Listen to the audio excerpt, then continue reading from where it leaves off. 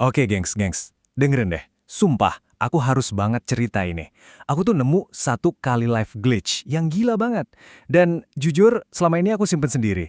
Tapi, aduh, rasanya dosa kalau nggak dibagi. Ini beneran bisa ngubah hidup. Serius. Jadi, rahasianya itu simple banget.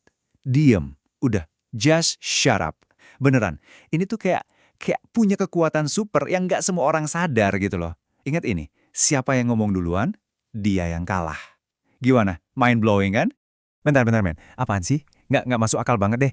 Justru kan budaya kita tuh nge-reward orang yang paling vokal kan, yang paling punya opini, yang paling cepat nyeletuk di rapat.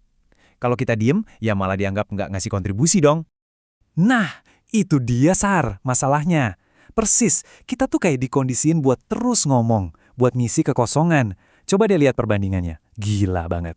Kalau di Amerika tuh pepatahnya, roda yang berdecit yang dapat minyak. Artinya yang paling berisik yang dapat perhatian. Tapi di Jepang, orang yang diam adalah yang terbaik untuk didengarkan. Jomplang banget kan cara pandangnya? Kita diajarin buat berisik, padahal di tempat lain, diam itu justru tanda kekuatan. Nih, dan ini ada buktinya ya, aku nggak ngarang. Ada data yang nunjukin, di Jepang, jeda percakapan yang masih dianggap wajar tuh bisa sampai 8,2 detik. Bayangin, sementara kita-kita yang lebih ke barat-baratan, 4 detik aja udah panik, udah ngerasa awkward banget pengen cepet-cepet ngomong lagi. Jadi rasa canggung kita itu ya cuma konstruksi sosial. Gila kan? Oke, cukup teorinya. Sekarang kita masuk ke bagian paling seru, playbooknya.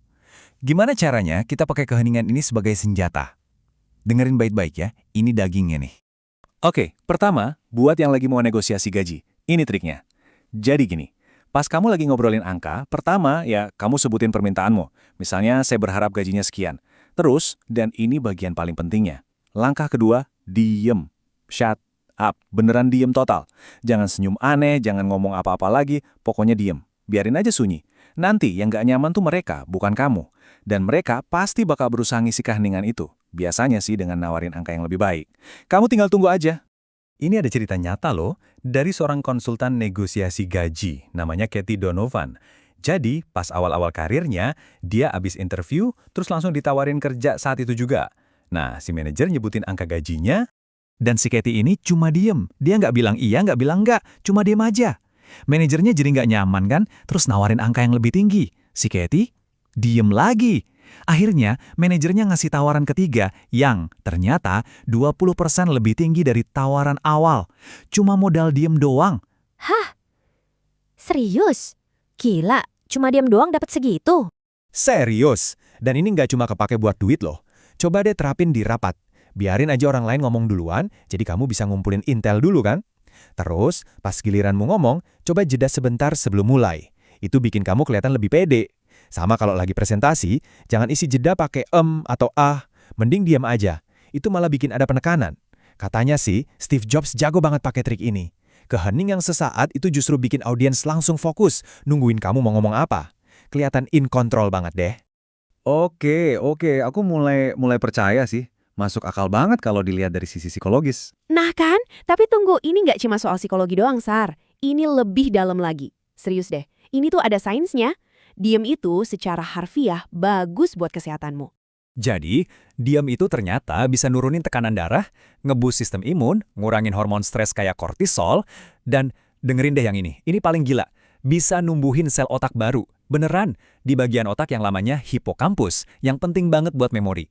Jadi intinya, kita bisa jadi lebih pinter cuma dengan diam. Kurang keren apa coba? Oke, I'm sold. Gila sih itu. Beneran. Beneran kan? Dan ini pamungkasnya nih. Cuma dengan diam selama 2 menit aja, efek menenangkannya itu lebih dahsyat daripada dengerin musik relaksasi. Cuma 2 menit, nggak perlu ngapa-ngapain. Oke, karena kalian semua udah dengerin pencerahan ini, sekarang aku punya tantangan. Buat kamu, Sar, dan buat semua yang ada di grup ini. Tantangan kecil aja kok.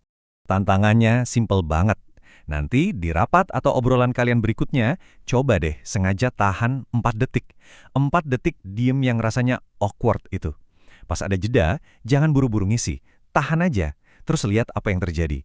Perhatiin siapa yang bakal ngomong duluan buat mecahin keheningan. Coba deh, berani nggak?